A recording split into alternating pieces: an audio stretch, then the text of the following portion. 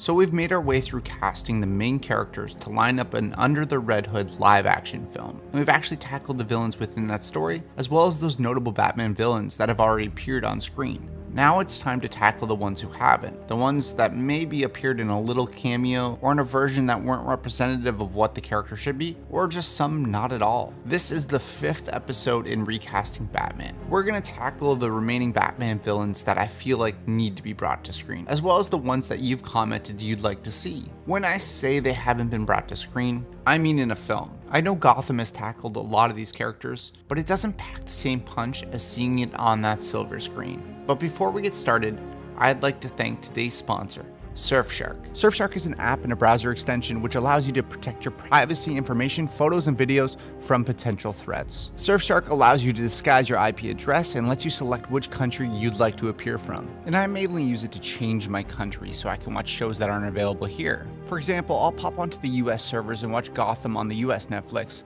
and then head over to the UK so I can look at the Nolan trilogy. It's great for not only finding those specific shows, but as well as just making more available to you so you're not just cycling through the same stuff over and over. But even without disguising that IP, it just makes sense to put up that barrier for those who are looking to steal your info. I always use it when I'm at school or using public Wi-Fi because you don't know who else is using it. And it's actually really easy to hack your system within public Wi-Fi. But by far, my favorite thing about Surfshark is it's the only VPN to allow unlimited devices. So you use Brian Seeker to get 83% off, plus an extra 3 months for free. They give you a 30-day money-back guarantee, so there's no risk in trying it right now. Now for the casting, we are going to be tackling some big ones, but this won't be the last video where I recast Batman's villains, so there will be more to come. But today we're going to be tackling Victor Zsasz, Hugo Strange, Mad Hatter, Deathstroke, and Clayface. So let's recast Batman.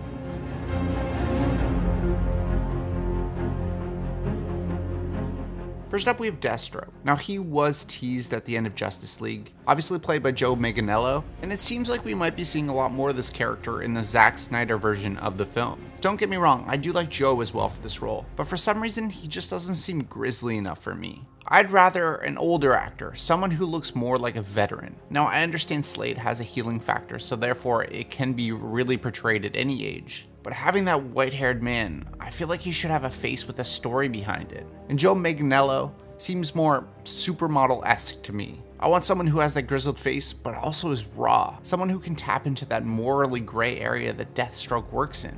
And someone who can really pull off the action. Now, for me, this one was tough. I think there's a lot of actors who can really pull this off, but majority of them are actually already associated with a large comic book role. So I kind of shied away from that. That's why I went with Nikolai Coster-Waldau. He has shown in Game of Thrones he can play that morally questionable, as well as show that raw side of a character. But if you want to look why he'd be great for this role, you have to actually look at his lesser known projects, like Shot Caller, where you can see him play a prison inmate, and he definitely pulls off the look and the physical presence, as well as the ability to play Slade Wilson. The chance of solving a missing persons case after 48 hours is almost zero. What do you think the chances are after 5 goddamn years? As well as in Game of Thrones and even lesser known projects, he does his own action and really can pull it off. So Nikolai Coster-Waldau as Deathstroke. Next up, we have Mad Hatter. Now, with the Batman we're setting up here, it's been a more senior Batman, meaning a lot of his villains would be more lived in and around that age of Batman, and having battled Batman for a while. With Mad Hatter, I'd actually like to change that and insert some youth into this. I want an actor who remains true to the comics, a loner child who latches onto Alice in Wonderland, but also a genius, but almost stunted in his growth and more obsessive and compulsive. I went with Caleb Landry Jones, who is one of my favorite actors working today. Caleb has always impressed me in his range and his ability to play characters who are big, but the way he portrays them is somehow grounded. Here's the thing about jiu-jitsu is strength doesn't matter, right? It's all about this. It's a strategic game, like chess. It's all about being 2, 3, 4 moves ahead. I think he could bring that to the Mad Hatter. I want to see him have fun in this role, but bring that human nature to it. So Caleb Landry Jones as Mad Hatter. Next up we have Hugo Strange. I'm actually surprised we haven't seen Hugo on screen yet. I mean, a crazy psychiatrist who analyzes crime and eventually figures out Batman's identity. It seems like the type of plot that would be very easy to translate to film, and one I think actually would work well with the Mad Hatter. I do like the idea of him working at Arkham and playing into that storyline. Now, Hugo Strange should be an intensely analytical character and be willing to do anything for his research. I feel like characters like this have been kind of done to death, and it's very easy to go 100% evil and just ham it up in a role like this. It's much more difficult to play it with subtlety and let the character's evil actions speak for themselves. That's why I tried to avoid the classic evil character actors and lean into someone who plays more on the side of good and can play a little bit more subtlety in this role. That's why I went with Jared Harris, who's been killing it as of late. He was wonderful in Chernobyl and The Crown. This is something weird about him, but he also has a creepy look, and I find his teeth rather unsettling. Mix that with the bald head, and I think he can really pull off this look as well. More importantly, he has the acting ability and the cadence in his speech to pull off that intelligence and that persistence. You see, hidden within the unconscious is an insatiable desire for conflict. So you're not fighting me so much as you are the human condition.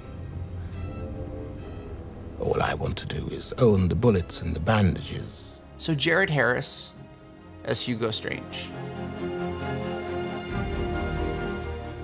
Next up we have Victor Zsasz, a character who is actually one of my favorites. I felt like Chris Messina didn't even come close to nailing this character, but Chris's version might as well have been a random henchman in Birds of Prey. Now Victor is a serial killer who obviously marks his skin for every life he claims.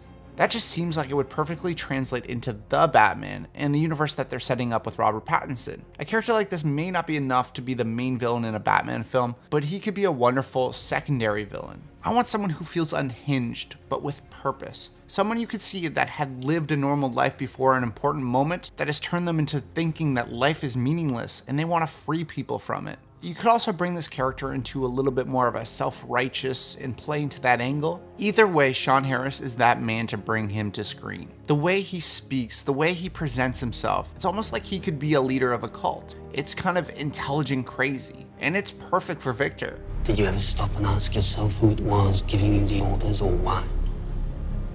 While every day the master you serve moves one step closer to ending the world. I think he can bring even more to this role than any other actor out there, and I can almost hear him talking to Batman in that low raspy voice. So Sean Harris as Victor Zsasz. Lastly, we have Clayface. Now Clayface is probably one of the most popular Batman villains to not appear in a Batman film. Now there are many versions of Clayface that have been in the comics, and I actually kind of want to lean into the last version, a firefighter who gets transformed and manipulated. I've never seen Clayface as a main villain, but I've always liked him as more of a supporting, and I think it'd be really interesting to see him coursed into a life of crime. Clayface is tough because you're really only casting an actor for the voice and the presence. He obviously will be a CGI creature, but you still need someone with that emotional gravity and someone who can show the difficulty of becoming a monster. That's why I went with Rory McCann, who definitely has that voice and the range for a role like this. You don't have to look any further than his take on the Hound within Game of Thrones, where he plays a type of monster who sees himself in a different light than the audience. He brings so much humanity to it. You say your brother gave you that sword. My brother gave me this. The pain was bad. The smell was worse. But the worst thing was that it was my brother who did it. You think you're on your own? He'd bring that dimension, but he's also one of those actors that you give him a shave and cut his hair and he almost looks unrecognizable from any other character he's played. I think his rugged yet clean-shaven face could work well for the human version of this character too. He also looks like a firefighter, and he has that very dominating frame, which would be needed for motion capture. He really has every single thing I'm looking for Clayface. So Rory McCann as Clayface. So there are part 3 of the Batman's Rogue Gallery. We still will have at least one more video coming up, so let me know who you'd like to see in the comments below. We also will be getting to the women within the Batman universe, so make sure you subscribe so you don't miss out on those videos. But as always, thank you so much for watching, please subscribe, and I'll see you in the next video.